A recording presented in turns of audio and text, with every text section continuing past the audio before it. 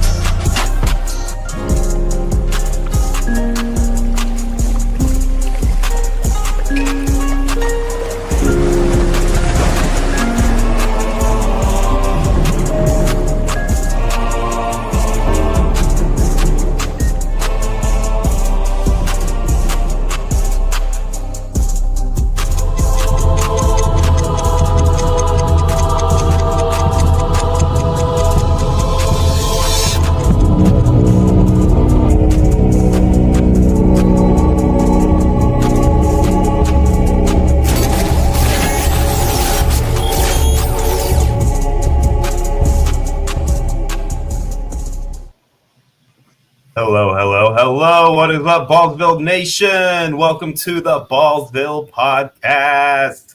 Good to have you guys here today. If you guys didn't notice, we are on a triathlon theme today. We are doing everything in threes. That's why you have three of us on the show today.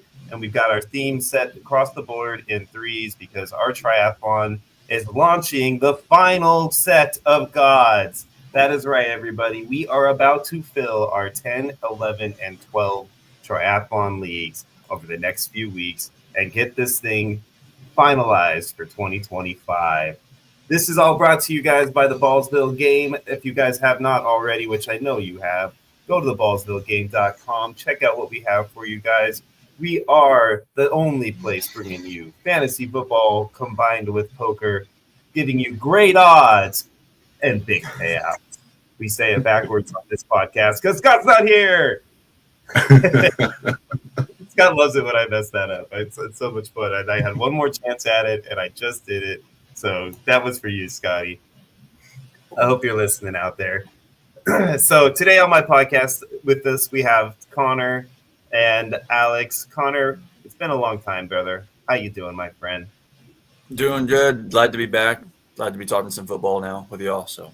Yeah, dude, I'm not gonna lie, brother. I miss the Bieber cut. I've been wondering where you've been, and when you come rolling in with that '90s do right there, it warms my heart, brother. I appreciate it. And then, of course, we have our El Presidente, Mr. Francis himself, Alejandro Hernandez. What's up, guys? You know damn well I'm not going to get involved in any hair talk. It used to be a choice. It no longer is. Thank you. Man, dude, I really don't understand, brother, what it feels like to have that problem. I don't know why. Yeah. It's just, for me, I've never had to worry about that, 2 more inches, you can donate it to a wig that I can wear later. Right? I mean, Sean's hair. It's going to be the people that are losing their hair for other reasons, not just age related. Yeah, no. I'm pretty sure Sean's motto is 2 more inches.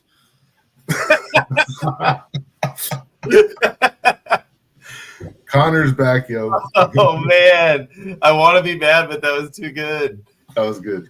I love it. Oh, my God. Wow. See, this is what you got when Scott's not around, guys. This is probably like beer number 7 or 8 for me by now. I'm rolling right along, and by the end of this episode, who knows where I'm going to be? I might end up like Ray. It's going to be cray. Cray. Jimbo here. Who we got in the pod today so far? We got Jimbo here coming in saying, what up? How you doing, buddy? Good to see you. Ethan hanging out with us, too. Always a good time seeing you guys. Tennessee Nick. Big Hero Kevin. Look at that, dude. I've seen Big Hero Kevin in here quite a few times lately. He's becoming a regular in these episodes. Of course, we got Short Stack in here. Excited to see, C-Bomb's Justin Bieber haircut also. There's some regulars in here too, man. We got Ethan. Who was it that started the big game again? Somebody started up a big game in here already. Look at that, right up the gate. Second comment was sorry for cussing with a big game. And then followed it up with game big, the dyslexic version. I love it. Good job, Tennessee. So it's good to see all you guys in here today. We're glad to have you guys. And we hope that you guys enjoy this goofy, crazy episode that we have planned for you. Let's move into a little bit of our NFL news. All right, we got a couple of things, nothing too major, but a couple of things that are slightly talk worthy. So we figured, why not? Let's give it a shot. Just today came out some news that the Bucs left tackle starting the season potentially, I should say, most likely, I should say, starting the season on the PUP list. Just that Tristan Wirfs, 4 games potentially out the window, start the season. The reason I want to talk about this is I really want to know what you guys think about how this might affect Baker specifically, and on a smaller level, the wide receivers. He's going at QB8 right now in our triathlon ADPs. I personally have already thought that was too high for Baker, but do you feel like that Baker needs to be moved at all because of this potential hang up? I mean, this is an injury that he finished the season with, re-aggravated to start this off season. So Connor, let's start with you, brother. What do you think, man? Does this change your mind about Baker at all, even slightly, or are you still on the same boat with him where you were before? Yeah, I think I'm still in the same boat with him. Like you said, it might give me a little, second thought about, maybe if there's another guy I like there at the same time, just because Baker's not getting any younger. I mean, he's up there in age too. I think he's 30 something now, and coming off an injury, like you said, and then you have some of his receivers are banged up. Some of his receivers banged up. Mike Evans, had an injury last year. Godwin coming off an injury. But we'll see. I still like him where he's getting taken. So, what about you, Alex? Do you feel the same way? Well, it depends on where he's getting taken because I think he's like. We talked about that. What's that? He's QB8, brother. Keep up. Yeah, Oh, I missed it, but that's where I would put him anyways because he's right there behind Nix, and Baker's being taken as early as like mid third, late third, right around that range. He's going like late third to I'd say like mid fourth. I would say it comes somewhere in that range. In the ADPs, I can tell you exactly what his ADP is. If you go to the Ballsville.com, you can easily find out his ADP by going to the Ballsville.com and looking for triathlon sport. Yeah, that's right. Good plug there. Baker's a scrapper, man. I think it's gonna, even if it drops his average time in the pocket by a fraction, they're just gonna adjust and overcome. They got plenty of firepower there to put DBs on their heels and come over the middle and do what they want to do in that offense. I think it's going to have minimal impact. As long as whoever they plug in there is going to be able to hold it down for a fraction of what Wirf would. Yeah, I mean, I get what you're saying. I just, I don't know, man. I guess maybe it's not that I'm a Bucs hater. I guess I just don't feel like that team ever shows me enough to really be excited about.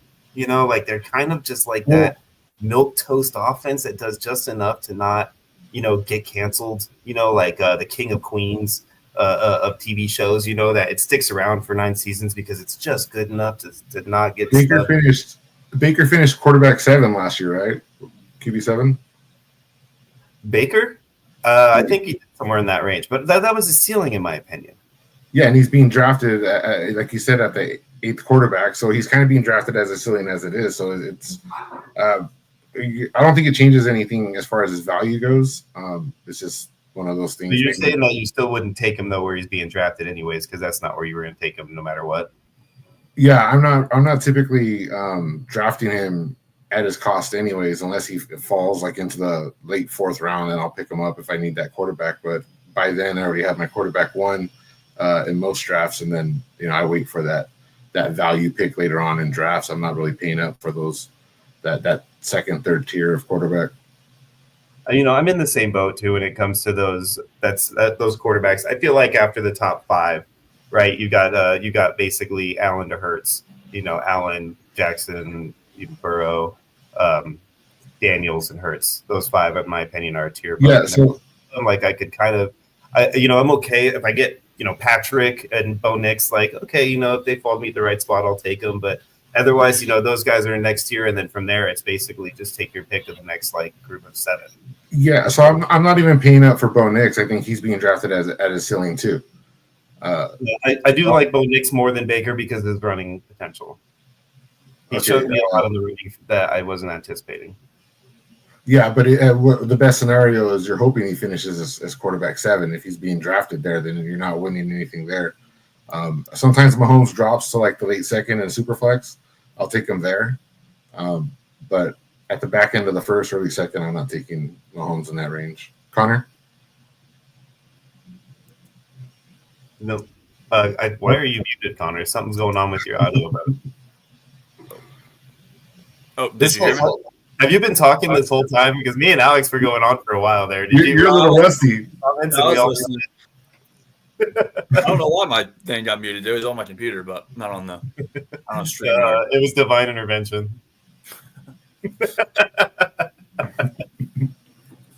I love it. But no, I mean, so Connor, do you take him where he's getting drafted right now, or no? Just I personally like that spot for him. I don't think there's too many. I think he has the upside that some of these other guys right behind him don't really have on a per week basis. I think he averaged 20 points a game last year, which is, pretty good for your QB2 or so. So I personally like it. I do like Knicks a little bit better. I'm taking Knicks a lot, especially in best ball. But yeah, I personally like where he's getting taken. I don't think his ceiling is right after Josh Allen, like Houston Texas or HTX Ethan said. I think that's a little high for his ceiling, but I think his ceiling is probably like QB4, QB3. You're talking Baker here? Yeah, Baker. Yeah, wow. Baker lover. Ooh, I think Baker hit his ceiling last year at QB7. No, I don't think he's getting any higher than that. I mean, he has the weapons. He has the mobility as well. So I personally, and Bucky out there, he can catch passes, and Rashad White can catch passes. I personally like. I think they have the benefit of playing in a soft division, and I think that helps out with a lot of his projections. Well, yeah, I mean, but he's going to be playing in that for a while, So you're taking him over Burrow, you're taking him over Hurts, you're taking him over Jaden Daniels potentially at that point, QB3. No, I'm saying that's his ceiling. I'm not saying that I'm taking him over any of those guys. I was saying that's his ceiling for points. I mean, I get what you're saying. I just don't get it. I personally don't believe it myself. Hey, what's up, Cyborg? He agrees with you though. He likes Baker, so hey, maybe we're all wrong. You guys are right, and Baker's gonna bake. Before we move off of Bo Nix, who do you guys think is the wide receiver 2 over there in Denver? Wide receiver 2? It better be Marvin Mims. Otherwise, Sean Payton needs to retire again. Marvin Mims? It's probably going to be Vele again. Wasn't he wide receiver 2 last year for him? Yeah, and he had some relevant weeks, man. I know because we're in deep 32-man leagues, and he gets picked up off of waivers and whoopsie, so. Just Baker was quarterback 4 last year. 4, damn. So yeah. That's what I was saying. That's what I was figuring. I think somebody else commented, but I wanted to double check on my own. And he is 30. See, so. I'm not the only one who says Mims is wide receiver 2. But as long as Sutton stays wide receiver 1 in my stack that I just drafted in one of our triathlon leagues works out with my Bo Nix and Cortland Sutton, then I don't care who wide receiver 2 is. So if Baker ends quarterback 4 this year, who does he knock out of those first 4 then? It's not going to be Josh Allen or Lamar, right? Barring injury. Or Jaden, I would assume. Well, so your sophomore slump could hit Jaden.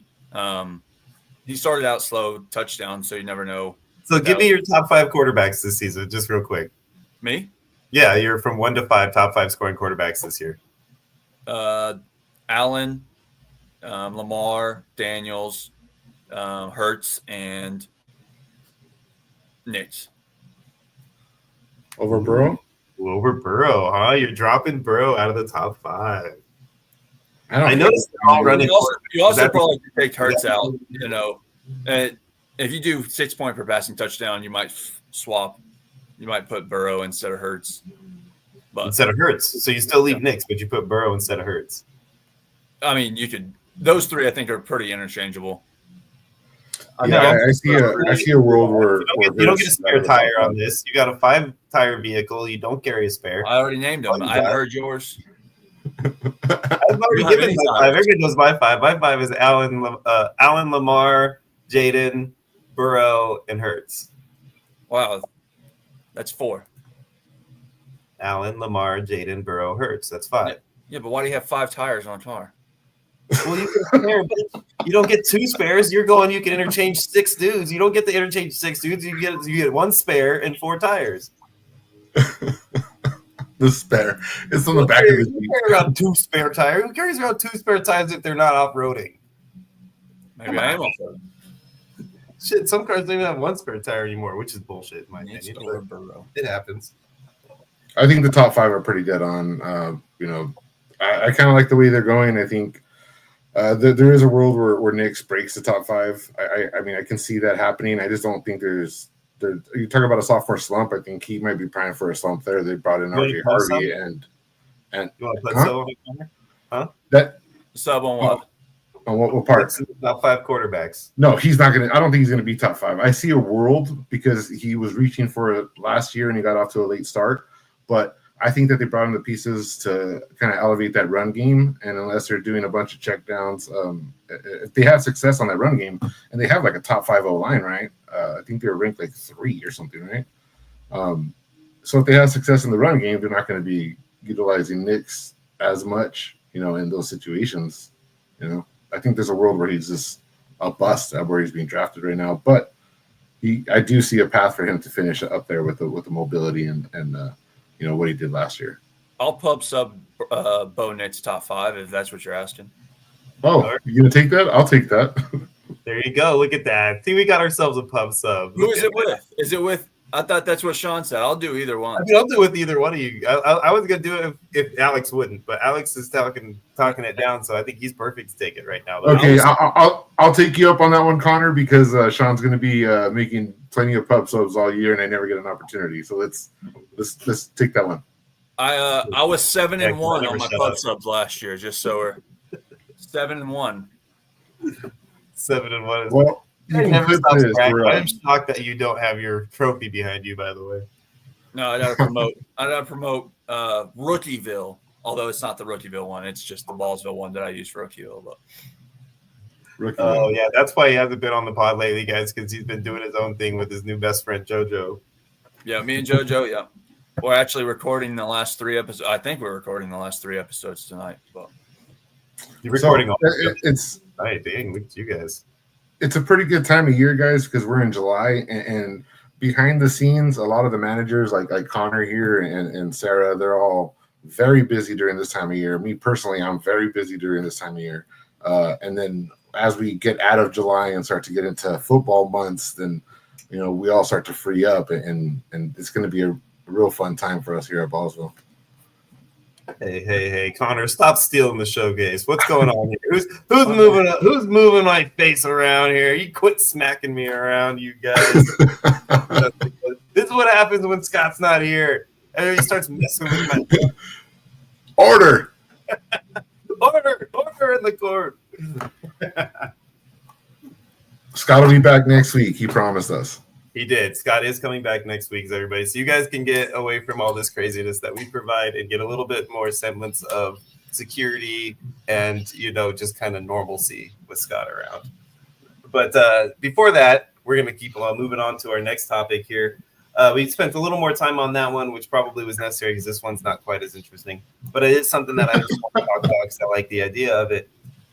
Rams running backs coach came out saying Williams' explosiveness is standing out in the running back room. Do we think that Kyron Williams is on at 11 right where he should be, or underrated or overrated? I personally have him going. I have him better than that. I like taking him. A lot of times he's on the board for me when I'm really happy to take him. So I'm jumping all over him a lot of times because I do think he'll do better than he's going at RB11. But Connor, what do you think, man? Where are you at on that? Yeah, I'm with you on that. I think he's getting underdrafted just a little bit. His consistency has been there for a couple of years, but I've been big on Quorum too, so I would keep an eye out on that. Maybe take some shares away from him, but I think it's going to be more of a handcuff scenario when it comes to Quorum, to be honest, because they're so one running back heavy in that offense. It seems. Yeah. McVay doesn't like to reveal his hands. He likes to have a player out there that the defense doesn't know what's going to hit him. They're very much like Shanahan. They're both the same way. You know, Kyle Shanahan's the same way with his, running back scenario. He likes to just have the one guy who kind of runs out there and does most of the work, and then have another guy who spells them. But he's not out there showing off everything he can do most of the time. They just want, 5 to 10 carries at the most. Yeah, good point. I think they're correlated. I think they have they come from the same coaching tree. I can't remember who it was off the top of my head though. Didn't Shanahan come from McVay? Wasn't Shanahan in LA first before San Fran? Possibly. Yeah, they could have been coordinators together with somebody. That's how I remember it. But we'll look into that. That's a good question there. But I think they're definitely related in some way. They have some kind of relation.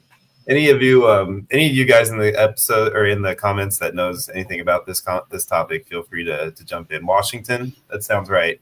That sounds right, actually, now that you say that. Yep, that does sound right. They were together maybe under Daddy Shanahan.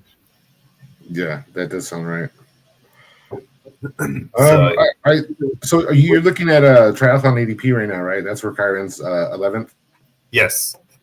So do you have Amarian Hampton on that list? I do. Do you want to know where he is? Yes. Amarian Hampton is going at, bear with me, here it is, 47 is his current ADP. No, not RB7. No, he's going ahead of Kyron.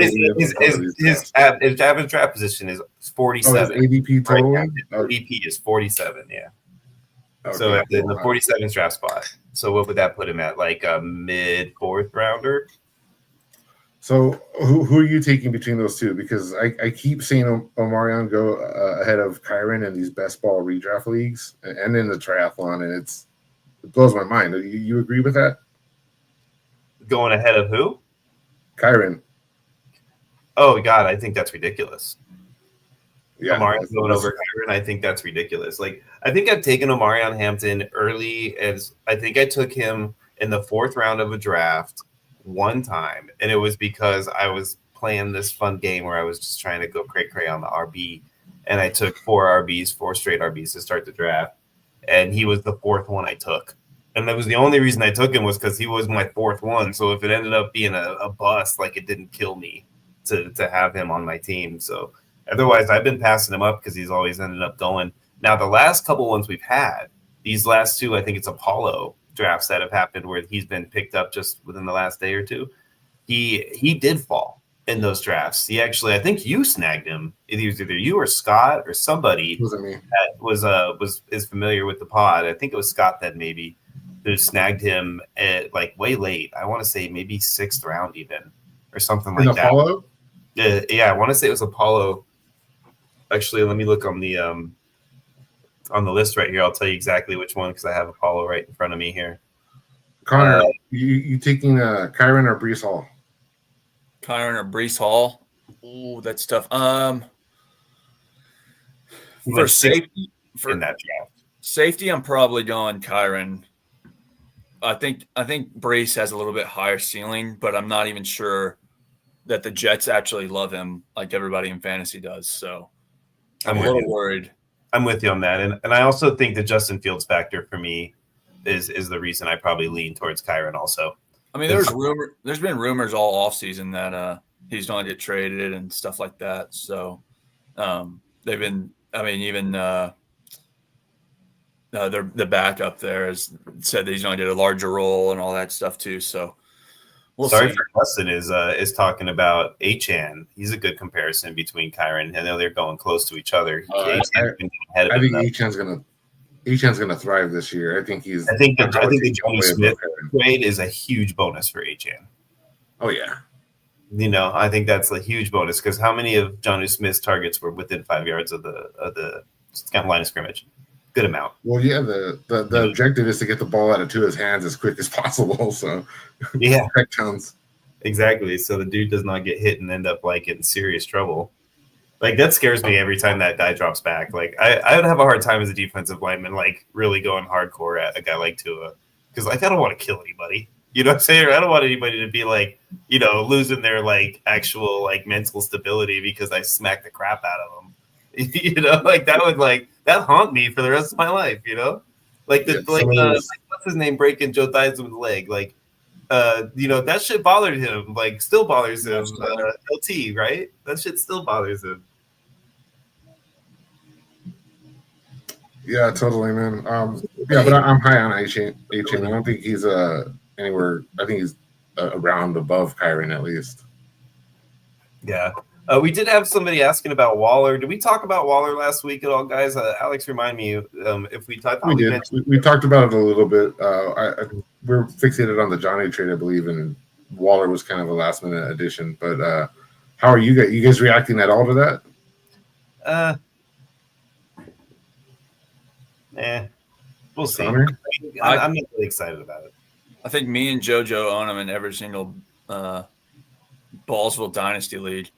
So, you really think that he's going to come back after everything that happened and be able to actually be a successful player? I would imagine. If he's free, I would take the lottery ticket and pick him up for some fab. So, I mean, I guess. I guess. I mean, if you jumped on it early enough to where you could just get him for free, great. But I don't know. I mean, look at Jonnu Smith before the resurgence of his career before last year in Miami. So, But no, Jonnu Smith was always a decent player. That was just everybody wanted Pitts to be so good. Nobody was willing to accept that Jonnu Smith was actually a good player. No, but you can look at the stops before that. I mean, he's had a stop in New England before that, right? Yeah. And the stop in this is his 11th year. This is Yeah. Jonnu's 11th year, and he broke out last year, maybe a year and a half ago. Right? He started in Tennessee. Is that correct? He started in Tennessee. Yeah, and then and who was his coach there? Was it the same fucking guy that it is now, right? Arthur Smith? Arthur Smith? It was Arthur it the Smith, same guy? Yeah. That's what I thought. Just following him everywhere, man. That's his guy. Yeah, this is his fourth time with him. 4 different uniforms with the same coach. Yeah, he's just fucking Alan Lazard. I mean, like you said, they threw the ball.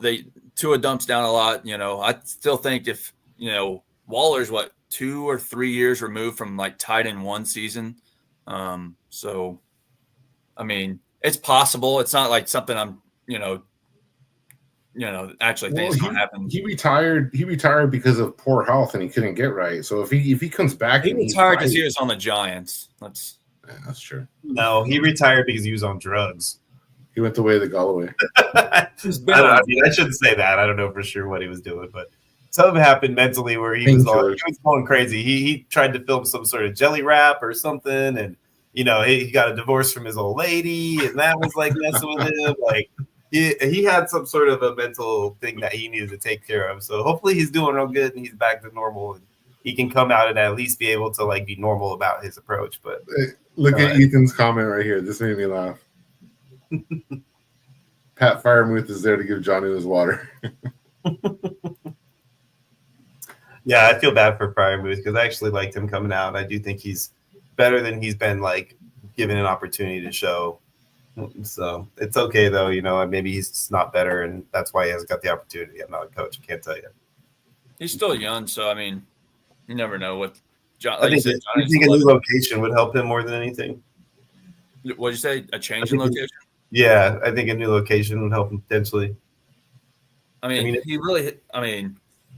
Quarterback play has been a big part, and then a lot of it, and then now he's going to be behind Jonnu, but we don't know how long Jonnu's going to be there. So, but they go out of their way to trade to bring Jonnu Smith in. What does that tell you? What their opinion is on him? I've never been a Firemuth fan in the first place, but does Pittsburgh get to 9 wins this year? I hope not. Rodgers hater. I'm tired of seeing him waste a playoff game, just showing up to lose every damn season. No, you just don't want them because they have Rodgers. We all know that too. That too. I mean, I would definitely like to see Rodgers limp off into the night. But all the conversations we had about the Jets this year will be the ones we're having about Pittsburgh. And be like, why? Why are we talking about Pittsburgh? Are you gonna put Pittsburgh on your back and start carrying them the same way you did the Jets last year? I'm just going to defend the hate that teams don't deserve because you hate some certain players. Oh God! So guys, just so you know, if you haven't realized that there's a theme between me and Connor, we're gonna really lean into that theme. Come to the end of the podcast. So we're already getting started. This is basically like the two of us like prepping in the back, throwing our This gloves whole on. podcast has been that way. I love it. I love it. So great. So that basically let's wrap that up because that was our kind of conversation there. That definitely was not meant to last as long as it did, but it's okay because we're gonna move on forward and get through these next few episodes or next few segments, lickety split. So what we're gonna roll into for you guys is we have a thing that we're calling Triathlon Fantasy Jeopardy. And so you guys know, we did put out that we're going to do this Fantasy Jeopardy for you guys, and we got a lot of feedback, and then we realized that a lot of the feedback that we were getting was visible to all of us, and if we really want to play like the full-on Jeopardy style of things, then it needs to go to like the host, and the host needs to be the one to adjust the panel or address the panel with it so that we don't know what's coming ahead of time. So we're going to do this in a different way moving forward, and just keep an eye on Discord. Alex is going to throw out there your instructions on how you guys can contribute to that, so that way we can do a real Jeopardy for next week. But for now, we're going to do it as this little pseudo Jeopardy version that we like to call Triathlon Fantasy Jeopardy. Without further ado, yeah, right. I wish we had the Jeopardy. I don't know that Sarah, we need Sarah. But right, I mean, I don't know. I'm sorry, I can't get into Ken Jennings as the host anymore, so I'm not really for real. much as I used to be. But hey, we did our best here to recreate what we could. Blossom was a better host. Right? Yeah, I do agree with that 100%. So our category is hot takes and bacon. So we're going to talk about some hot takes here, guys, and what our hot takes are across the board. So each panelist is going to answer this with their answer, and we're going to discuss it across the board with each other, which will probably lead for another fun little debate between me and Connor.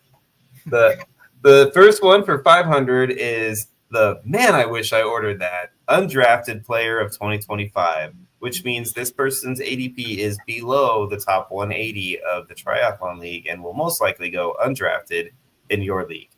So, Connor, do you want to start or do you want me to have Alex go first? I can start. Go ahead, man. I want to hear your guy because I'm ready to rebuttal. Wow. I have two guys I think that are going undrafted that could possibly be wide receiver 2 on their teams. It's Deontay Johnson in Cleveland and Bailey in Denver, as we talked about earlier. I think those are two guys that could possibly be pretty fantasy relevant, that are both either undrafted or, even in best ball sometimes. So, well, neither of them count because you didn't phrase it as a question, right?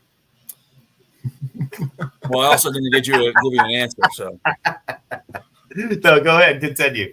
No, those are the two names. Oh, okay. So one more time now. Give me both names since I overshadowed you. Who is Deontay Johnson and who did I say? No, Bailey. Okay, so Devon Bailey and Deontay Johnson. Who is Devon Bailey and Deontay Johnson? All right, Alex, what do you think? Do you agree with Deontay Johnson and Devon Bailey, or do you have different guys? We don't have to tell your guys right now, but where do you feel with those guys? Deontay Johnson was kind of frustrating to own if you had him when he was in Pittsburgh because he had like the talent, but just couldn't ever put it all together.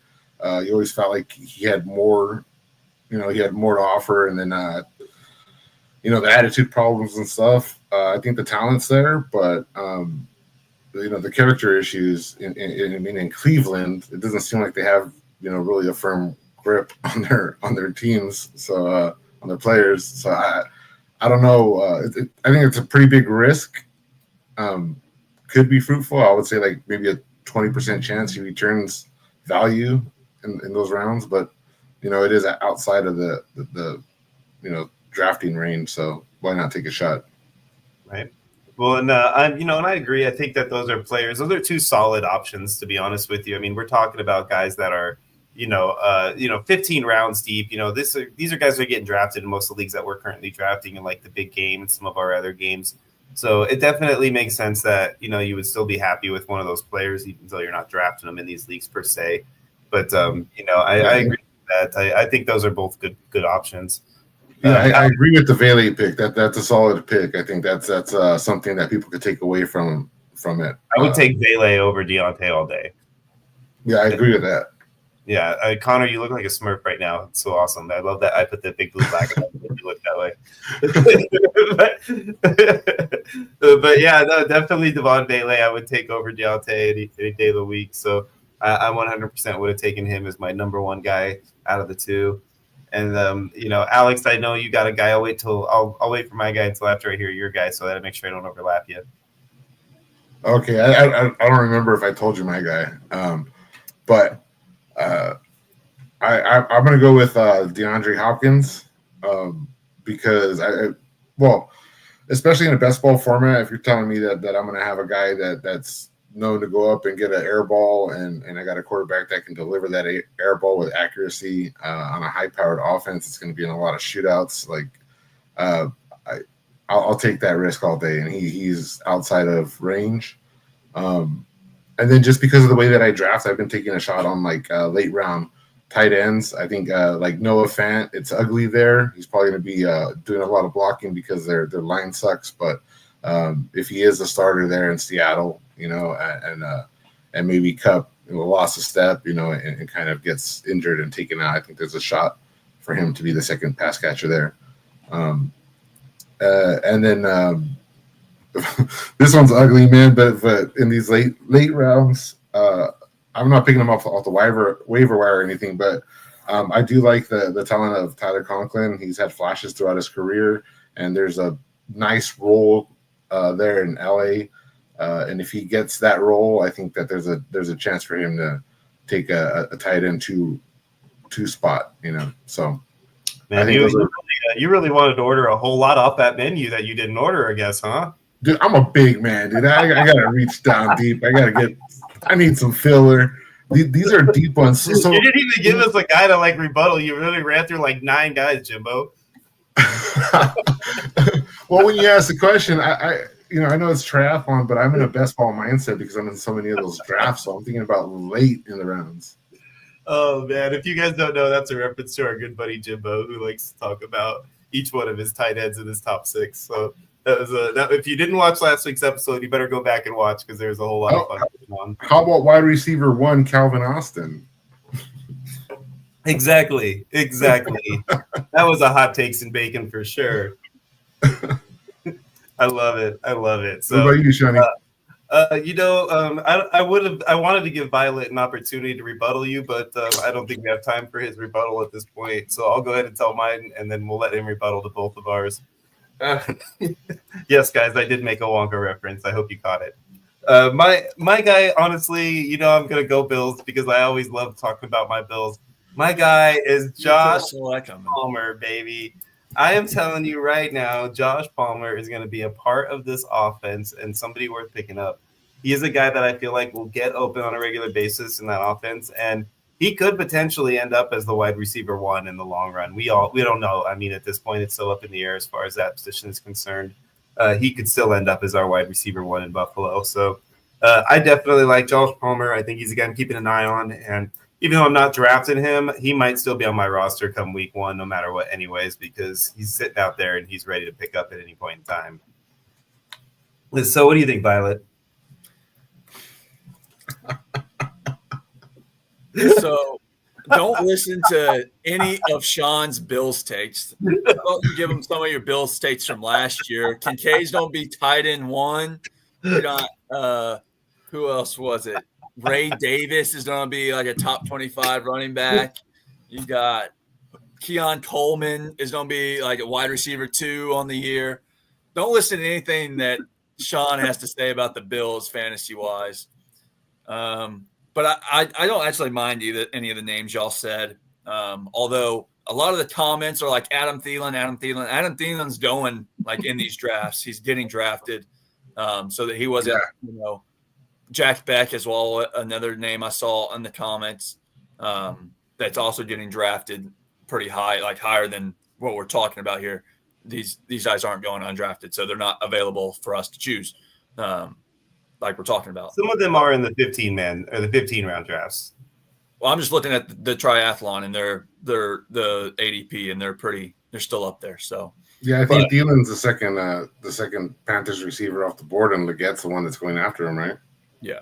So, I mean, just so you know, we're not just missing names. But yeah, I like the Josh Palmer pick. I think he could possibly. I'm not a huge Keon Coleman fan. Short said his name, so I'll say his name. But and I like the Conklin pick that Wes threw in there. I think he has some potential, like you said. I love it. All right, and you have to turn it back on so we can call you Violet for the rest of the segment. It says I have the stream in the background on my TV, and so it's just nothing but a blue screen. So it's like all blue light. I love it though. It was so great, brother. I mean, it's like when Scott reads a name, dude. It creates such good content that you can't not. Oh man! Speaking of that, I wish that Scott was here to read the names of Division 11 because there's some good ones in there.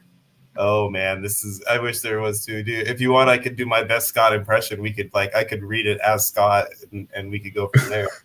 You could just throw them up in the show sheet, and I'll read them off and do my best Scott version. Oh, totally. Well, if we get a chance, we could take a little tour around the Ballsville website and show you guys the updates that occurred there. Oh, I love it. I love it. All right, let's move on to hot takes and bacon for 1,000. Side dish that's better than the entree. The RB2 that outperforms the RB1 on their NFL team. So for you guys, so you know, some clarification, what we're asking for here is who is the running back that's going to end up scoring more points, and he is currently considered the RB2 on his NFL team, and the RB1 will actually not be the RB1 in the end. So let's go ahead and start with Alex because he might have a hot take here that I want to hear, and I think Connor will too. Oh yeah, I do. I have a firm belief in this player, and it's a hot take. But much to my detriment, I am putting a lot of stock into one, Mr. Jordan Mason. That's going to be my guy. And as much as Aaron Jones just continues to perform, he's had injuries in the past. We don't bank on injuries, And one thing about Green Bay is that whenever he was injured, they would always give him, like an extra week to get, 100%. They never put him out there wobbly. So I'm sure he has, something to give. But I think that Minnesota offensive line is another one of those top tier O lines. And I think Jordan Mason's run style is going to be a little bit more of what they're going to want from the running backs. And if that line is capable of opening up holes, we know that Mason's capable of running through those holes and kind of moving the chains. And I think that's something that they're going to want to do with J.J. McCarthy behind center. I don't know how much Aaron Jones is going to be trusted back there, to push the ball forward when the pass game struggles. So I can see a path for Jordan Mason, taking the reins there and running with it literally. Nice. What about you, Connor? What do you think of his take, and then what do you got? Yeah, I like that name. I think that's a good name. Although some of the names I'm going to say, I think Najee Harris is a good name to pull for that. But wouldn't Najee be considered the RB1 already? I wouldn't say so. I think it's ambiguous. Yeah, but the ambiguously gay duo. I know that reference, Sean. Damn it. Connor's like, what the hell are you talking about? That's showing our age right there. And me and you are cracking up, and Connor's like, what the fuck? If you're not familiar with the ambiguously gay duo, it was an old skit back in the day that was hilarious. You should absolutely look it up. You will crack up. It's funny as hell. Sorry about that, Connor, but I think I thought about Najee, but I thought it was more ambiguous there because a lot of people are taking Hampton over Najee and considering him the RB to own, and I think if Najee has a hold on that RB1 spot, it's not like a firm grasp. It's But I do get what Connor's saying because Najee is falling way farther. Like he's definitely not the RB1 in fantasy drafts as far as those two are concerned. I just don't know if the team has got him listed as the RB2. I think the team has him as the RB1 over Omarion, at least currently. Yeah, I wouldn't. That's what I was thinking. But there's other comments that are basically the same. They're saying a lot of what I was thinking. But yeah, Charbonnet, I think that's another name that could possibly be over there. And then I like Charbonnet. I think that's a potentially only because as much as I like Walker, I just do think he's got injury scare potential. So I do think Charbonnet is a good one for what we're talking about for sure. Yeah, I agree with that 100%. What about you? What are your names? Well, so and I'm gonna go with a softball on this one too a little bit. I'm gonna take the Pittsburgh backfield, and I think that I do think that I like what Caleb Johnson, like everything that we're looking forward to with him and what's coming and all that. But I do think that there is a strong chance that Jalen Warren ends up being the RB1 in that backfield in the end of the season. Now, whether it's only by a few points or not, it could be very close where it's not. It doesn't even matter. But I definitely do think that there's a solid opportunity for that to happen in that style of offense, the way they love to run their RBs. As basically two RB1s. That's a good pick right there. And I would ask Connor. You followed Caleb Johnson. How much of the passing skills does he have compared to Warren? Who's the better pass catcher there? Because it's Aaron Rodgers, and he's going to be checking down. It's definitely Warren. Caleb Johnson is more of a bigger back, but if you watch Rookieville, you can see all of that. All of my takes on the running backs. We have an episode just on running backs as well that actually mentions that specific question you had there. And where did you fall? And where did you fall specifically on that question there? Yeah, so Warren is probably going to be the back to have for fantasy this year in that backfield. And I think me and JoJo both agreed on that. So what about a hot take between me and you then? Caleb Johnson outscores a pub sub. Caleb Johnson versus Jalen Warren. I'll do that. You want to do that? So I'll take Johnson, you take Warren? All right. What are we talking? Total fantasy points? Total fantasy points season long. Okay. And if you don't watch the episode, you'll see the reasoning behind that. It's not because Caleb Johnson's not a good back. It's because we think Warren is going to – if they're trying to push for the playoffs, it makes sense that Warren will be the lead back there. Connor, I try to watch your episodes, and all I can see is your beautiful hairdo, and it throws me off every time. So the reason why I'm taking – because I'm taking a lot of Caleb Johnson in best ball, and the reason why I am is because, like you said – if they're making a playoff push, Warren's going to be the back to own because he's going to fit what they want. Well, what they're going to need from him for Aaron Rodgers, who's less mobile and is going to need that check down opportunity, and he's smart enough to see it. And so that could be where he thrives. But my worry is that I think they're going to fail. I think it's going to be a losing season for Pittsburgh, failed experiment, and I think they're going to start holding people back, and Rodgers is probably going to check out mid-season, and they're going to give the rookie a shot, and he's going to be the one performing later in the season, and that's why I'm taking him in a lot of these best ball drafts in the 7th or 8th round, wherever he falls. Also, just a caveat, so we actually recorded the running back episode before Rodgers got signed, so we were predicting Pittsburgh to not even win that many games, so it's predicting, I don't remember if it was like week 8 or so or after that Johnson would starting there. So now with Rodgers, it probably moves back a little bit if they do win. So all right, yeah, that's a good one. All right, let's move on to our third and final question in Triathlon Fantasy Jeopardy for $2,500. Hot takes and bacon. The dessert you order when you're full. Highest scoring playoff quarterback drafted outside the top 8 rounds. So you guys know that's leaving us with guys like Anthony Richardson, Tyler Shuck, Russell Wilson, Daniel Jones. Like none of the top guys, almost all of the 32 starting quarterbacks are off the board by that point. So, on average, we're looking at that real sleeper status quarterback style. So where you guys stand with this one? I'll start with you, Connor. Who is your highest scoring quarterback drafted outside the top 8 rounds in fantasy football triathlon style? I'm going to say your favorite name and go with Aaron Rodgers. Oh, surprise, surprise. The Packers fan picks Rodgers. This is the Aaron Rodgers episode, apparently. It keeps coming up.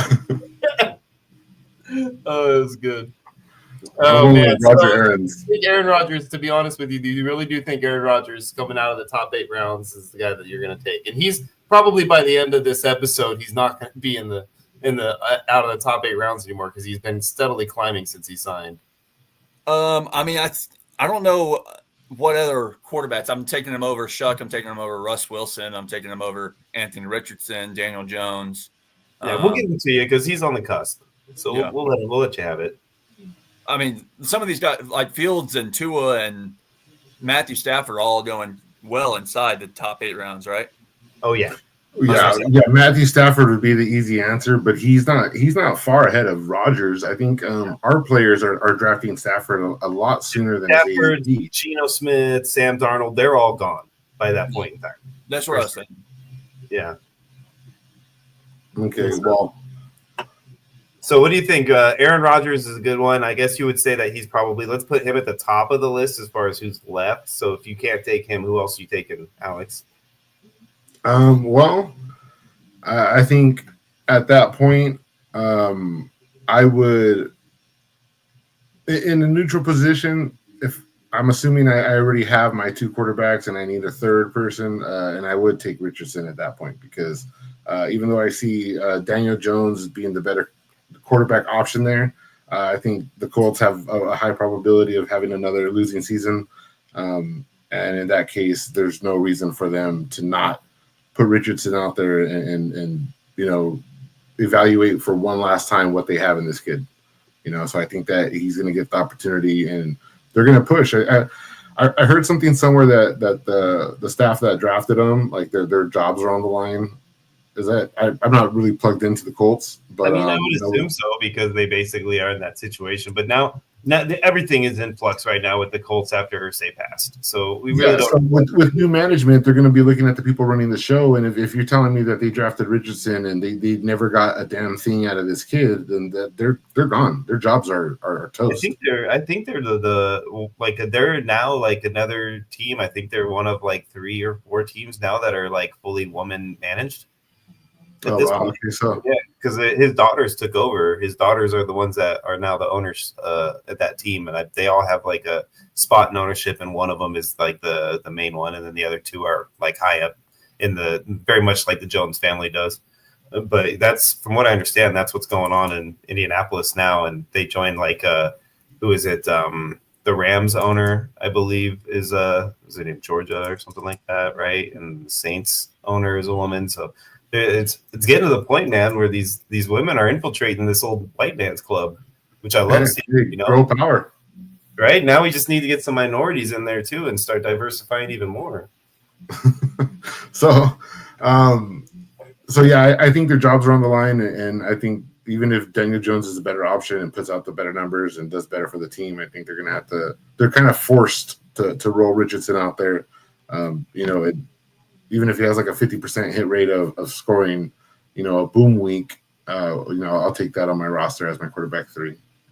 I'm with you. He would have been my pick too if you didn't take him. So I'm with you on that one. I definitely like Richardson as a solid pick in that level at that point in time, and he is one that is for sure out of that top 8 range. He was a 2nd round startup pick, I think, last year. He was going in the first. Remember, he in our pod draft, he went in the first round. All-Stewing. Yeah. Wow. Oy. Yeah. There's a couple of guys out there left still that are good, are worth talking. Shedeur Sanders is one of them. Joe Flacco, either one of those 2 that starts is probably going to be, going to be worthy of like at least carrying on your roster. The guy that I want to talk about though is Tyler Shuck. I think he's definitely somebody that is worth having. I think if you want to wait on your 3rd quarterback and take him way late in the draft and not have to worry that he's going early on and just focus on your other positions. A guy named Seabaum is really famous for doing that. I think Shuck is a guy that's worth snagging, and then because the best part about Shuck is that his backups are going to be on the waiver wire for you. So if he ends up getting hurt or if he ends up not shining in training camp and it's not looking good in preseason, you could pick up Spencer Rattler. I'm sure he's still probably out there. So most likely it's going to be one of those 2, in my opinion. So that's just kind of the way that I feel about somebody like that. If you're taking him that late and he's your 3rd or 4th or whatever, take the guy that has that high upside and he doesn't cost you, much to get him. These are all quarterbacks that are getting drafted at their basement. You're not taking much risk, Yeah. And there's a lot of good stuff coming out of the rookie camps and stuff. I mean, obviously training camp is going to mean more when we hear really, and then see some preseason, like we'll know more. But as of right now, everybody says that they're happy with what they've seen so far. if you actually want to learn a lot about the rookies, since we're talking a lot about rookies here, there is a podcast for that called Rookieville. It is Violet, what do you think? Am I right about Chuck, or do you think Chuck is somebody you don't care to draft? No, I like Chuck. I think that's probably a great answer, especially if Rodgers is off the board. Another answer could be Joe Flacco. I like that answer, but people are saying Dart. I don't think anybody. I think even the basically front office said that he's probably going to sit out a year this year. So I honestly think that even if they do bad, I think they just leave Russell in there to take the beating and then worry about what they're going to do after that. I disagree on that point. I think that the same thing I said about Rodgers. If the season's a failure at some point, these older quarterbacks are going to decide that they don't want to go out there and put their body through punishment anymore. And I agree with they'll let them do that maybe at the end, but it won't be. They don't just have Russ though. They didn't just. It's not just Russ that's new there. They have Winston there too. Yeah. So but I mean, do you really want to go and see what Jameis Winston is all about? I mean, you're going to want to see what you drafted. He's a first-round draft pick. That's what Jameis Winston is all about, eating them W's.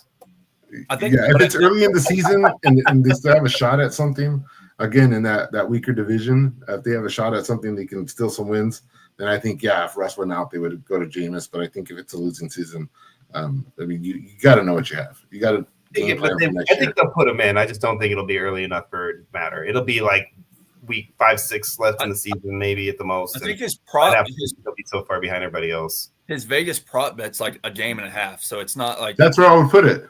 So yeah, that's what I was going to say. Is a game and a half, but still, he's not going to score the most points out of anybody outside of the round. The top. Yeah, no, top 8 rounds. So that was my point. Good point. Yeah. All right, so that does it for our fantasy version, our pseudo fantasy Jeopardy. Next time we do that, guys, you're gonna submit some questions. Alex is gonna be our Maya Blelock. I don't know how you say her name right now.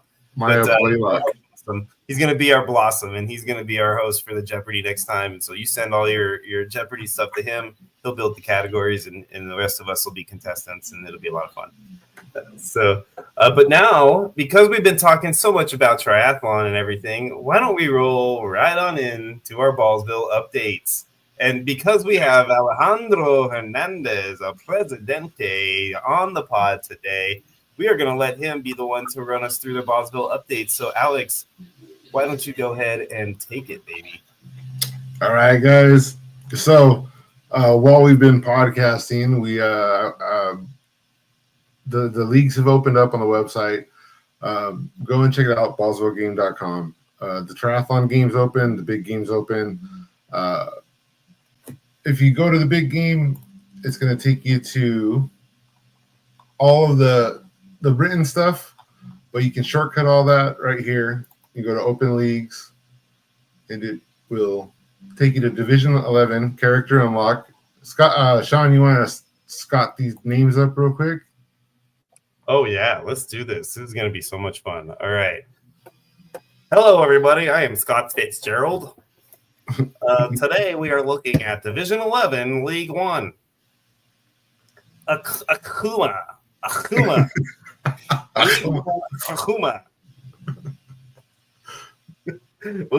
Division 11, League 2, we have the Machine.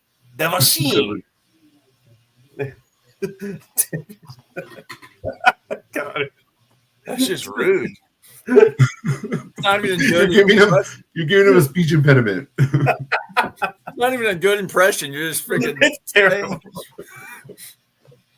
This is what happens when he's not here, man. Scott, you need to get your ass back. Hey, you know what? It's because we waited too long. There's too much alcohol now. It's just getting worse and worse. He doesn't watch us. 11, okay, I'll take it. So number 3 is I don't know if you guys know these characters. Some of these are pretty deep cuts, but you have Akuma from Street Fighter Devil Jin. Magus, is that right? Magus, yes. All right, I did say it right. Number Go ahead. I won't make jokes anymore because Scott's not here to fight with us. Number 4 is Vincent. Number 5 is Mo. I'm not gonna do it. I'm kidding. Morinth, 6 is Lubu, 7 is Ermac, and 8 is the nameless one. The nameless one, number 8, is going to be a fast draft. We're going to gather you guys and probably set that off Friday night. You can go ahead and jump in there. These are all like, hardcore nerd here. They're all video game characters and stuff. I have no idea what they were, to be honest with you. I don't think I recognize. Oh, really? Yeah, I don't play video games very often. Like Tekken, Chrono Trigger, Devil May Cry. Good stuff there. So that's for our best ball. Also open on the website is going to be our triathlon. You make your way to that page. Sean's video. Here's the scoreboards, guys. If you haven't checked that out, that's how you track all the entries through all the games. This is going to be live scoreboards during our playoff weeks, during the bracket. You'll be able to come look at these sheets and see what players are scoring and who's moving on through the bracket.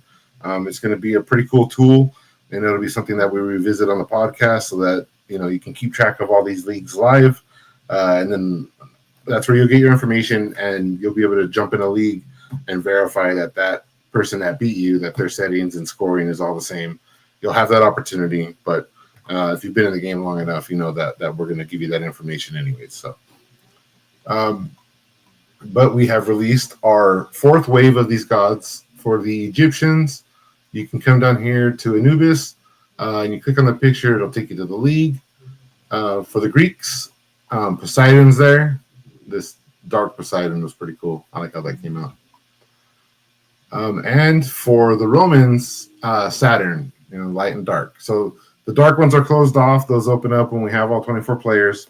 You're going to join the league. We're going to have 24 people pay up, and then we'll have a bonus pod. You might have seen those, and we'll roll for your not only your draft order, but we'll separate you into 2 realms, the light and the dark. So that's a lot of fun, guys. Go to the triathlon. You can click here to join the league. You can DM any of us 3, and we'll bring you into the hub where all the leagues are released. And it's the next wave of leagues, and we're all ready to roll. Managers are in place to facilitate the games, so should be a lot of fun. Last wave of the triathlon. Make sure you grab a spot, and then one of the things that we've talked about in the past is our for the players that have been in all of the triathlon games. There's an idea I have, and I'm just going to float it out to you, Sean, right now. I think that our biggest contributors for the year deserve to be in a league with a payout that is, a small to moderate cash prize. Also, a free entry package, to each of our games for the next year. And I think we should put a spot in our brass balls contest on the line as well, and let them come and play the game with the managers and see how we do things behind the scene and stuff. What do you think? I mean, sure. Let's do it. I mean, you can't ask me live on the air about wanting to give away something and then expect me to say no. Like that's. Would you like a package like that? I mean, if you're a winner, if you're giving this, you're oiling the gears that keep us rolling, and we want to be able to give you something back. And instead of giving here's a little thing for each of you, it's put it all together and kind of let you guys play a game for it. That's what we're all here for, is to play games.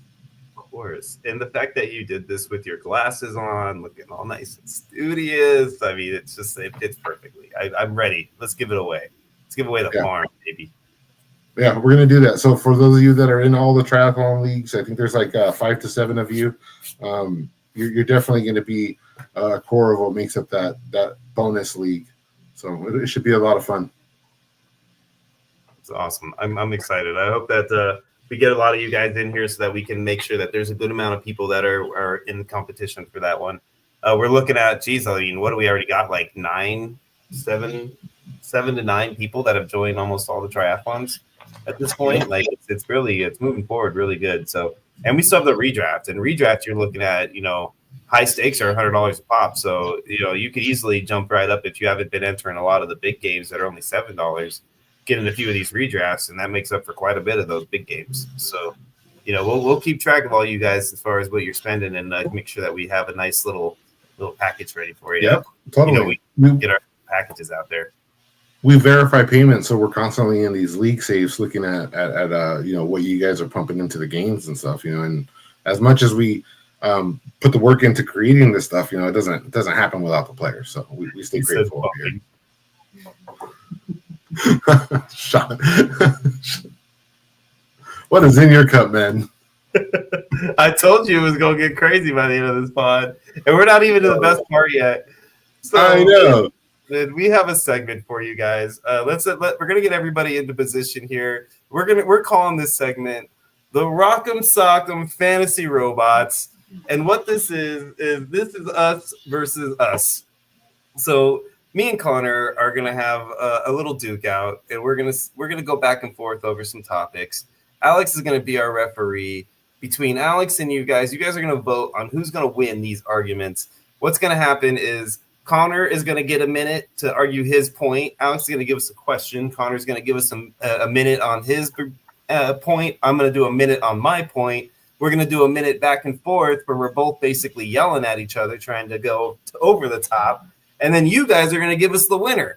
And we're going to go through 3 questions each for 3 topics each. We're going to find out who wins this fantasy Rock'em Sock'em robot match. All right, Alex, are you ready? Yes. Connor, are you ready? I am. Oh, I was hoping to find the ding ding in the audio. Man, we need Sarah back. Sarah, get back. I tried to give you as much time as I possibly could to find that, and you gave it away. I was gonna keep going here for a few seconds. I had a little bit more. I could have drug it out for just a little longer, but I've looked twice. There it is. Look at that. We've got it. Here we go. Rocky 4 ready to roll. By the way, everybody, I am Rocky. He is Dolph Lundgren. You can tell by the hair. So let's do this.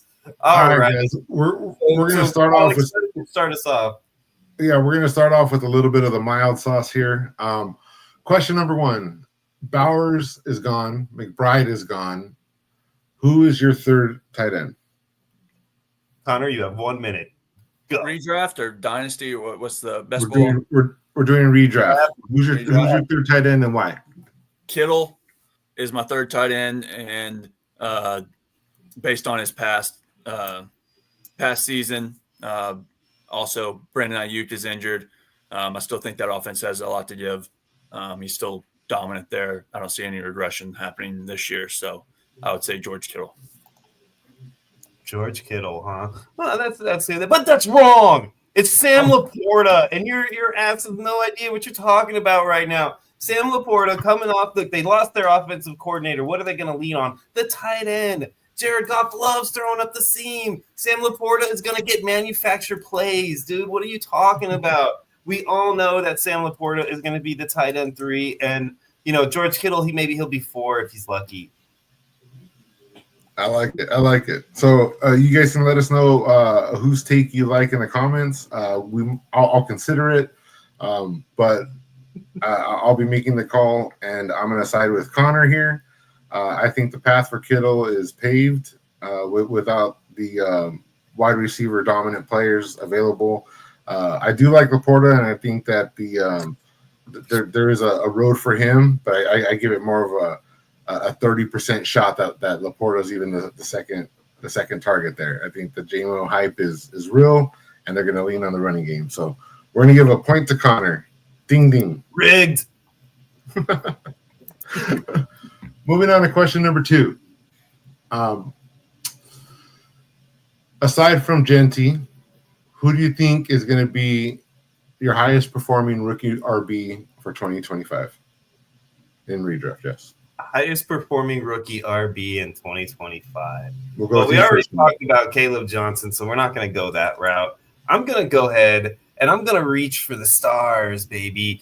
And I'm going to go for that bucking Bronco up there in Denver. RJ Harvey, baby. That is my RB1. Well, RB2. Rookie RB2, I should say, behind JT. Who's going to come out. He's going to run it strong. He's going to hurdle down the field. And my friend, I am telling you right now, he is going to be double-digit touchdowns. That's right. Write it down, ladies and gentlemen. Double-digit TDs for RJ. Well, RJ is not even going to be the running back one there, and it's going to be Quinshon Judkins is going to be RB2 for rookies this year. There's no real running back competition there. There's no real threats in the pass game there. I think he's going to get tons of opportunity, and I think he is also offense there. Yep, he is the offense there. One of the highest drafted rookies. Yeah, when you only get 3 plays a quarter, it doesn't matter if you're the only thing on their offense. You still can't score shit. Hey, it's still my turn, brother. No, it's not. My turn. You got Dobbins over there already signed in free agency. Also, a lesser drafted Harvey. Judkins, there's nobody in their competition, and Judkins will be outscoring. How about we do a pub sub? Nobody is. Spice it up. How about we spice it up? Not that much later in Dylan Sampson, you talk about no competition. You have to have an competition first and foremost. Anybody taking Harvey over Judkins is absolutely wild, just so y'all know. Okay, so we're going to keep this one linear. I like both of your guys' arguments, but I think, like I mentioned earlier, I think Broncos want to run the ball. And I think they have a dominant offensive line. And if there's a shot that is Dobbins, I would give that shot around the 55 to 45 percentage, because I think there's a 55 to 45 percentage that's RJ Harvey. And if he's the guy that performs there, I see the path for him to succeed more than I see the path for Judkins to succeed in that train wreck offense. I don't see the Browns moving the ball this year. I think it's going to be a total train wreck. So I'm going to give this one to Sean. And we're tied 1-1 for this round. That's right. You heard that right, ladies and gentlemen. That went to Sean. All right, Alex.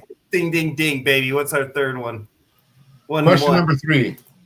Which wide receiving duo will score the most touchdowns in the NFL for 2025? We'll go with Connor first. Is this any wide receiver duo in the NFL? Any wide receiver duo. Touchdowns. I'm going to go T. Higgins and Jamar Chase. I think that's the easy answer. I think Joe Burrow there, their defense, they don't have to keep up with points. Sean's probably going to go Shakir and Coleman or some random Bills guys. But, yeah, I'm going to go Chase and Higgins.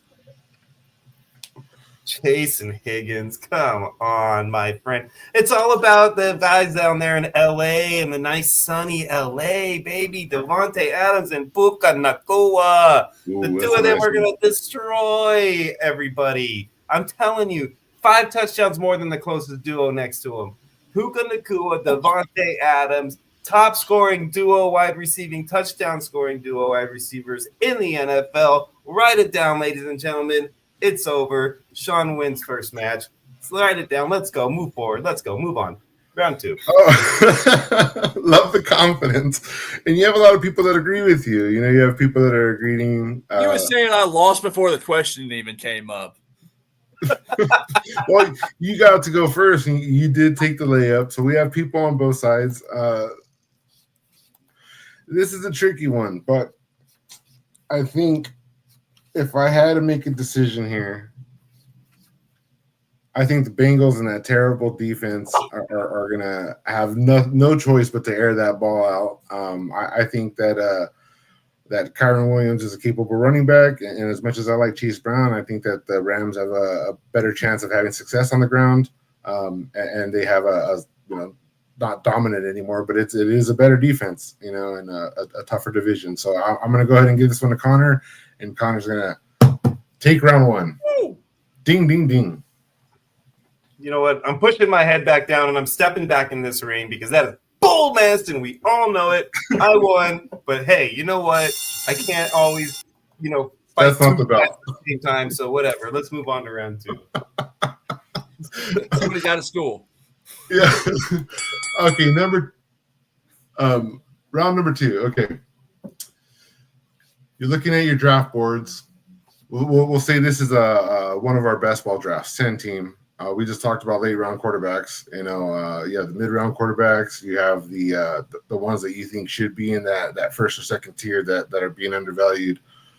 Who do you think is going to be the best value at quarterback in your drafts for the year? MVP. We'll go with Sean. We'll let you go first. The best value quarterback in drafts this year it's going to be AR-15, baby. I'm telling you. Well, actually, he's a 5 now, right? AR-5. Didn't he change his name because of the whole gun thing? But either way, Anthony Richardson, where he's going in drafts, the man. Okay, look. The kid only started less than a handful of starts in general in his life. He's still learning. He's going to get better and better. And he's so talented physically, a lot better than a guy named Daniel Jones. Well, One-Eye Danny. It doesn't really, compare as far as the talent levels are concerned. So to me, I think AR is going to come out. He's going to do a lot better than people anticipate. He might not be great, but he'll be a lot better. And the way he plays, it's going to do great things in fantasy football. Interesting. All right, Connor, what do you think? Well, I mean, Sean just gave me a free win in this round. It doesn't really matter who I picked. I could say Daniel Jones, and I could still be Sean. But I'll say an actual answer here, and I'll go with Brock Purdy. And the reason Brock Purdy is I still think he's on that tier 2, tier 3 quarterback, but he's going, sometimes in like round 6 or 7 in best ball drafts. I think the value on him is just a little unappreciated. So I'll take Brock Purdy as the best value. Okay, fine. Maybe that one because I misunderstood the question a little bit. But I've been drinking. So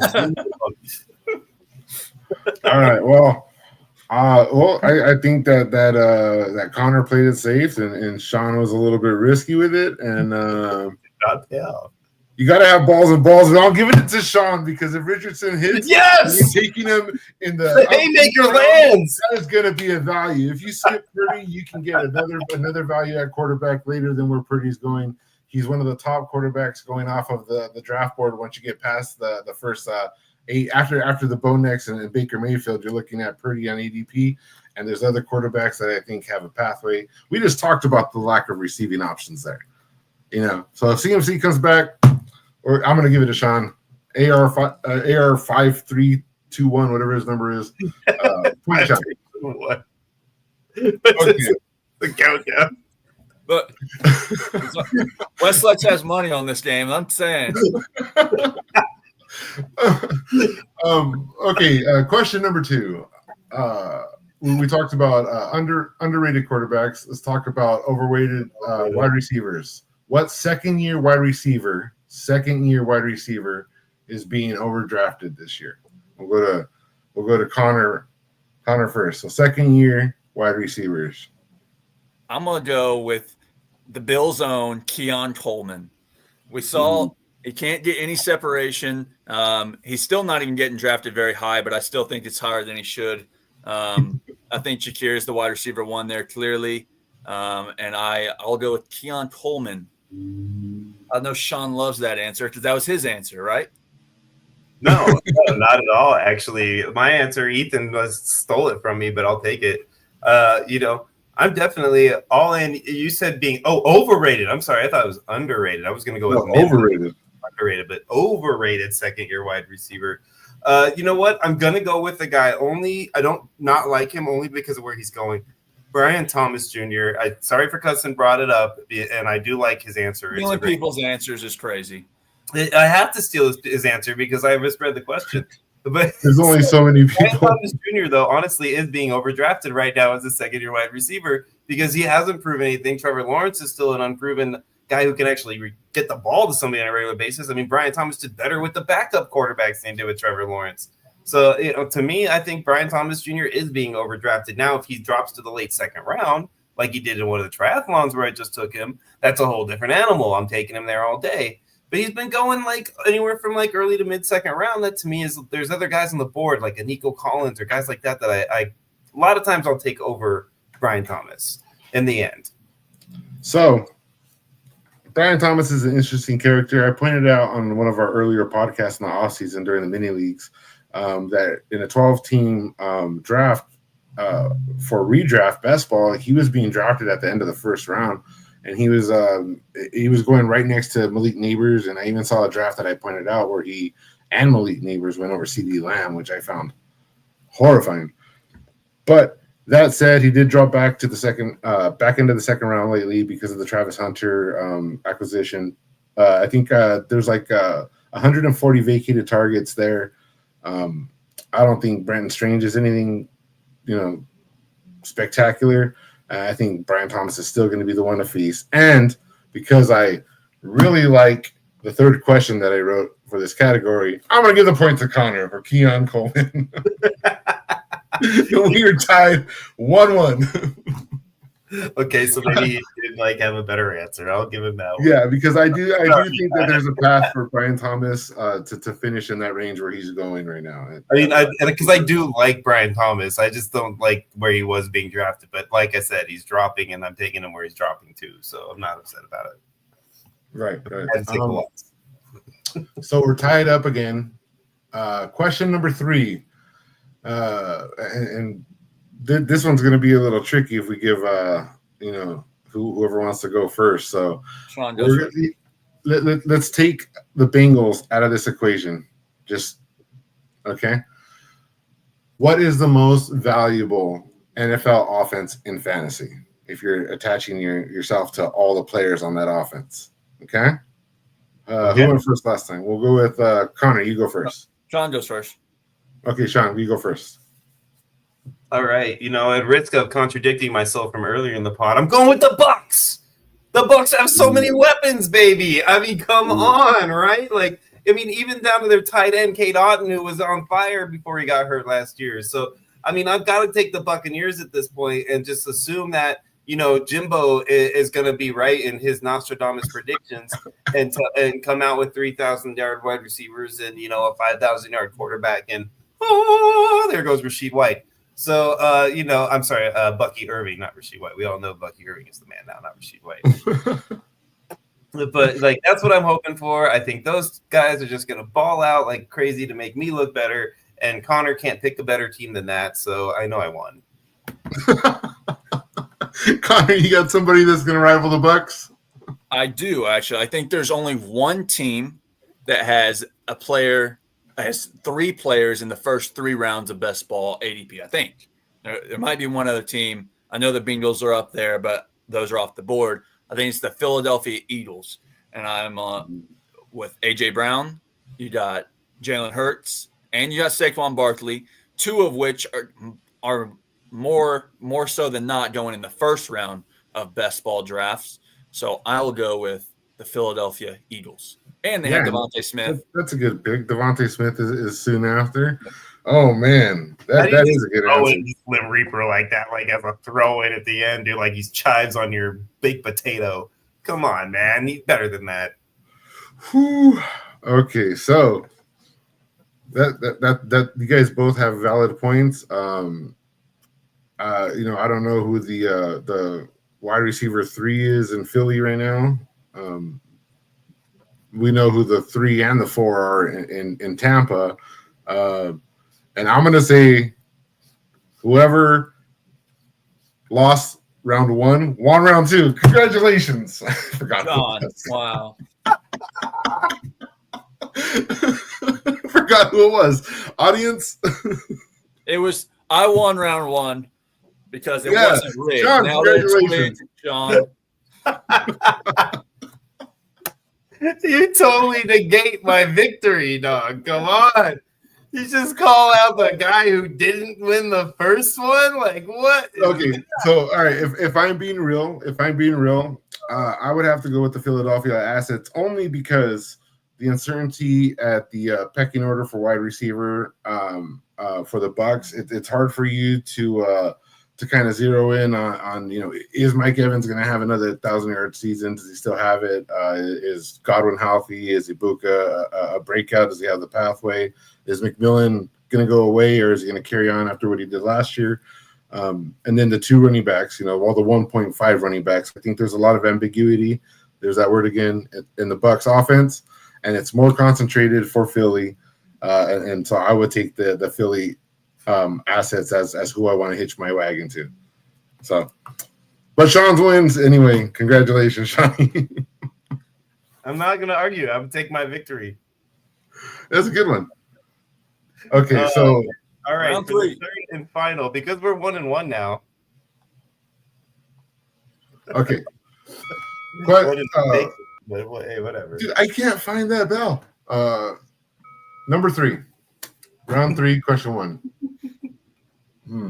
You are a terrible producer, bro. Dude, I suck at this. Where I is know. Sarah, please come back. And now I'm trying to host too, so we need Sarah and Scott. Thank you guys for staying with us. What's left of our audience.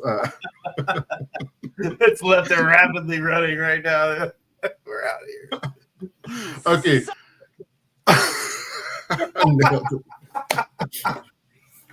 I gotta get this question. Okay. Give Connor just for that. All right. You are on the clock late in your Dynasty Superflex startup draft. All of the quarterbacks are available from the New York Giants, the Saints, the Colts, and the Browns. Which quarterback are you selecting and why? You need those teams again? Connor. Since you got so robbed on the last one, you go right. So I think I'm gonna go with possibly the best offense here. That doesn't even sound right because all these offenses are kind of terrible. But the least terrible. I'm gonna go with one that might be able to beat the college national championship team. I'm gonna go with Russell Wilson. I think he still has a little bit left in the tank, and he has Malik Neighbors there, and he has 2 backs that can produce back there. So I'm gonna go with Russell Wilson out of the Giants teams, out of those 4 teams that you mentioned. Okay, Shawnee. I want to give this one just to Connor because he literally stole my quarterback right now, but it's okay. What are you talking about? You already said your quarterback an hour ago. I'm leaning my Tyler Shuck comments from earlier, and we'll go with the Saints. What about AR-15? I can't. AR-15 is not a player. It's AR-5. He's a fraction of what he used to be. I can't keep talking about the same guy over and over again. I got to lean into a different dude now, right? Tyler Shuck. You got to spread it out there a little bit. When you go to Sizzler, you don't fill your plate with the salad and then pass up on all the soups. No, man, you do everything, right? You get it all up on the same plate in one big nice clump. So that's basically what I'm doing now is I'm splitting my shit up and I'm going with Shuck in this scenario because I think Shuck does have a good situation going on. You know, Kellen Moore's an offensive coach. I think they're kind of slightly being overlooked. So teams are going to roll in there with a little bit of a chip on their shoulder playing against them, you know, maybe go out a little longer than they normally would the night before, things like that. So, you know, I wouldn't be surprised if Shuck's able to come out there and at least score some decent points. Okay, just so we're clear, AR-15 is the best quarterback value on the board, and he's not even the highest scoring point total of these 4 QBs. Hey, we're not here to argue more than 1 point. We're talking about 1 point right now, and that's it, all right? You know, you can't go back and rehash old shit. That's old shit. The past is the past. The future is now. So, this one we're gonna let the audience kind of influence this. It's a good question because it demonstrates how ugly these quarterback rooms are. And you know, if Connor's right and it's Russell Wilson's the guy to own down here, I mean that just feels terrible. You look at how he performed in Denver. You know, I think we don't know anything about Tyler Shuck and how he's going to perform on the field.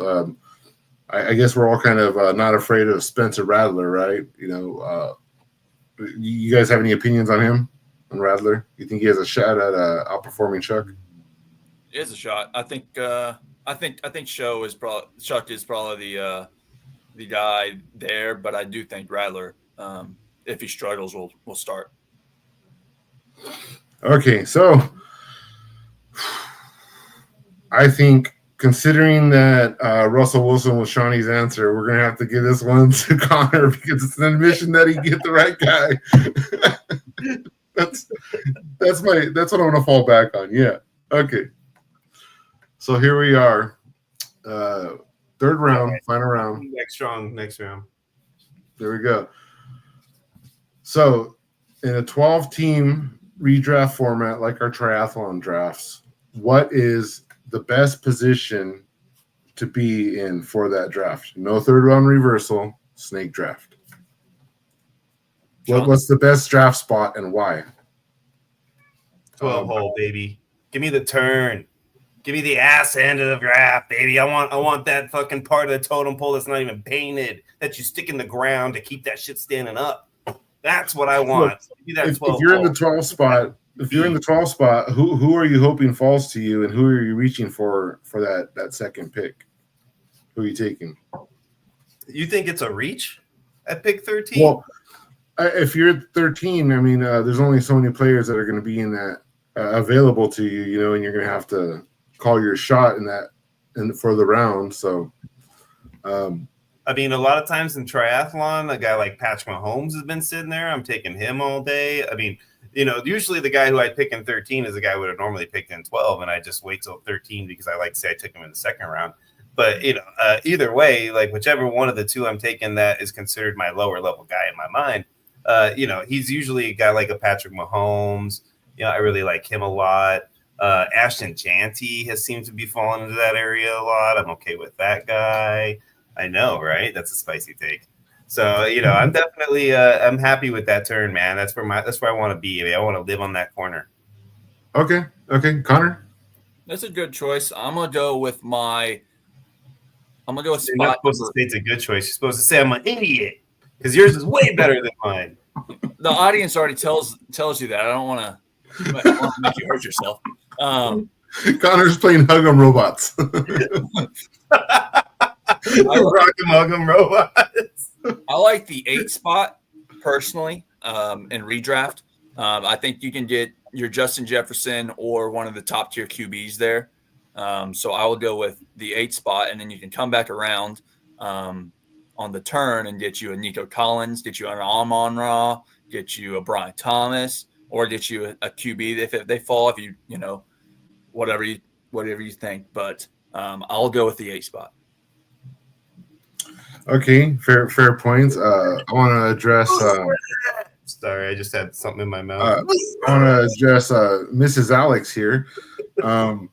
Sean's okay. We're getting a drinking Sean tonight, and I don't know if you guys have noticed, but we're intentionally dragging the show on because we want him to consume more alcohol and become more unhinged, so we can get some hits. We're doing it live. So I think that's a valid point for the 8 spot. You know, I've seen Bijan fall to the 8 spot, and I love taking him there. You know, if somebody reaches not reaches, but somebody jumps in front and grabs a JJ at that point, you know, I might pass on one of the elite quarterbacks just to pick up Bijan, my RB1. So I do like that, but I do not like on the way back being at the 5 and missing out on what I consider the sure things. I don't know if I would put Genty there. But Patrick Mahomes, as pick 13, I think he's capable of competing with the elite tier. You're going to get a Saquon or Genty if you want him. And then you have your choice of receivers there. So it looks like we're going to be all tied up, guys, going into the final question. It's just wild how it works out that way. Definitely not planned. Yeah, no, totally. But Sean's going to get the point. Congratulations. We're definitely not planning any of this, just like the boxing commission never plans their outcomes. 100% legit. Yeah, just like the Kardashians never plan their sex tapes. That joke was just for you, Sean. This guy's trying to catch me up. You hear this? The referee, he's supposed to be impartial over here. All right, guys. Final question. Probably the most important question. Throughout NFL history, which player had the best touchdown celebrations? Who was the best celebrator? Shawnee, go for it. You got one? Oh, I was gonna let Connor go first, but you want me to go first? Connor, Obviously, you got a guy? get your popcorn TO. I mean, come the hell on, like T.O. You kidding me? The man is like the greatest when it comes to TD celebration. He's sticking popcorn down his throat. He's grabbing cell phones out of people's shit.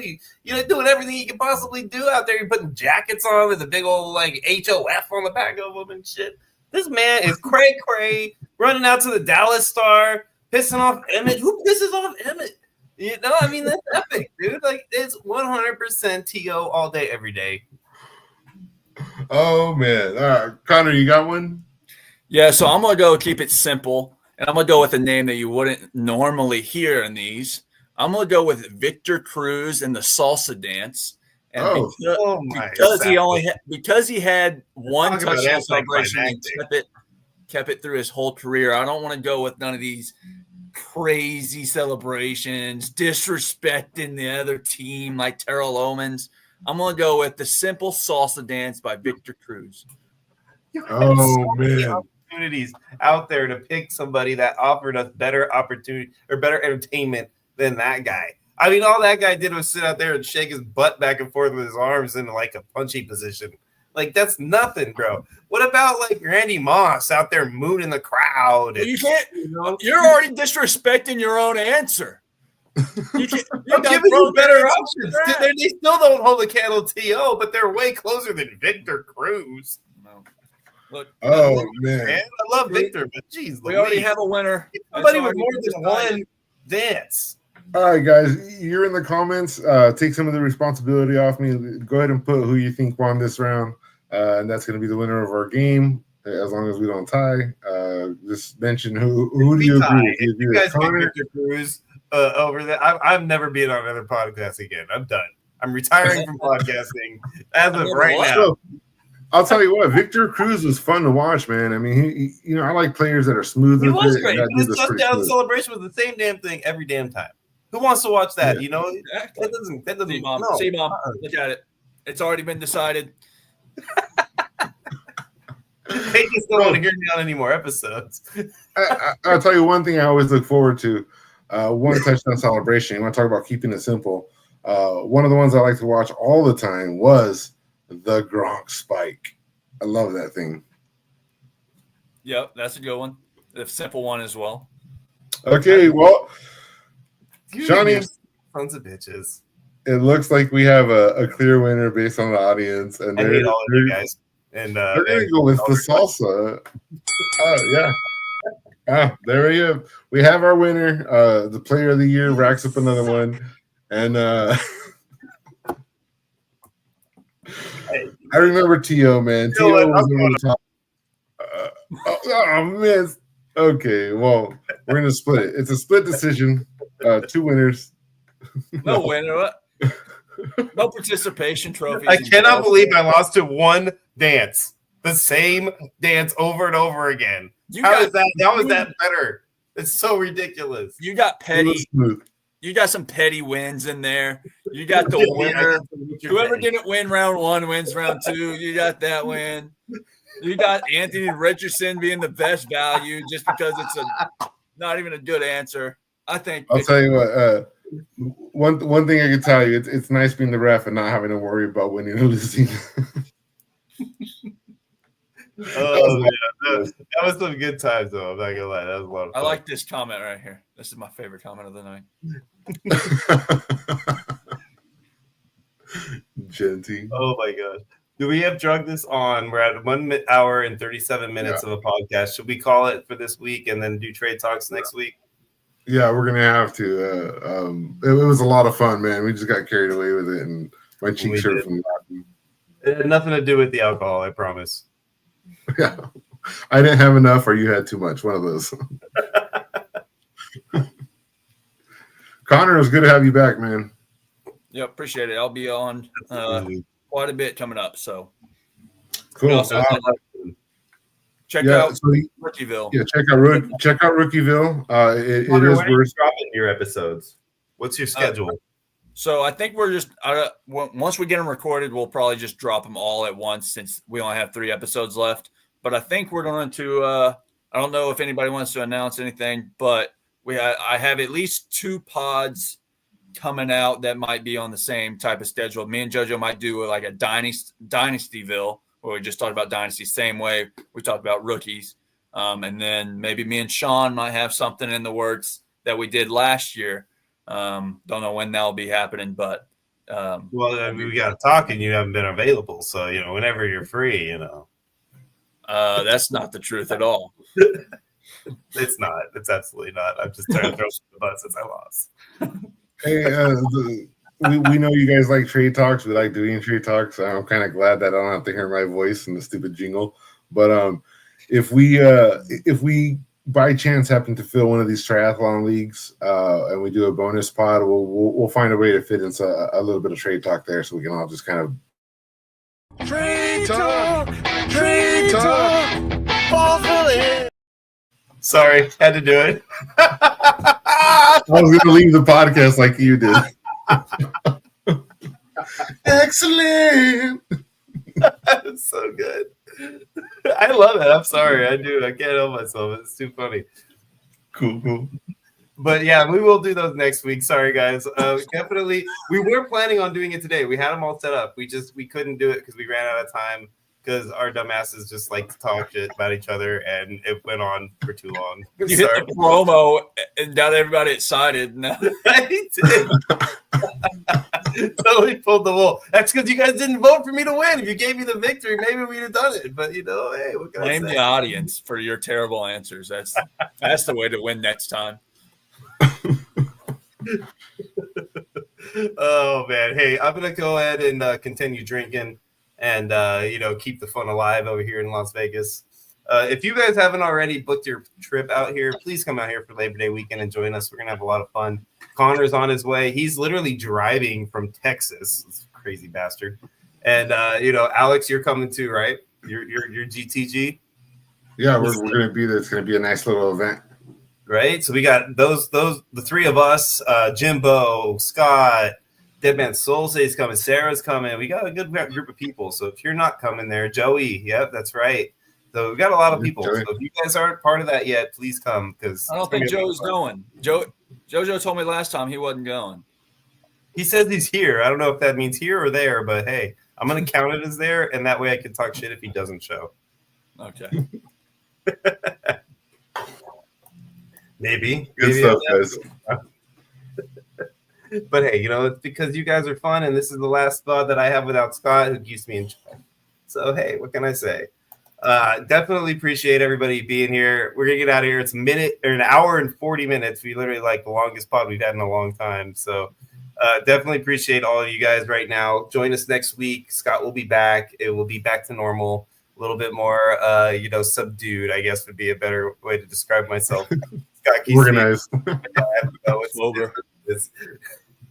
Organized is a great word for it as well.